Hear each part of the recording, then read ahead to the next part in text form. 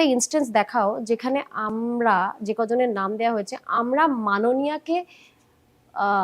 মাননীয়ার প্রতি কোনো অপমানজনক কথা বলেছি বা মাননীয়াকে অপমান করেছি, একটা ইনস্টেন্স আমি তোমাকে চ্যালেঞ্জ করছি, তুমি আমায় দেখাও।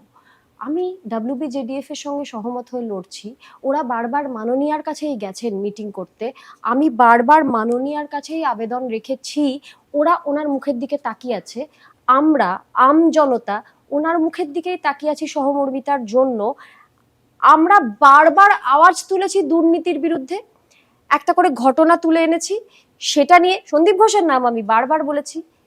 এইগুলোর কারণে আমাদেরকে এটা কেন বলা হচ্ছে যে আমরা মাননীয়কে অপমান করছি? কেন? এটার সাথে তো মাননীয়ার সম্পর্ক আমরা করছি না, যারা বলছেন তারা এটা একটা ভীষণ গন্ডগোল করছেন না কি এটা বলে?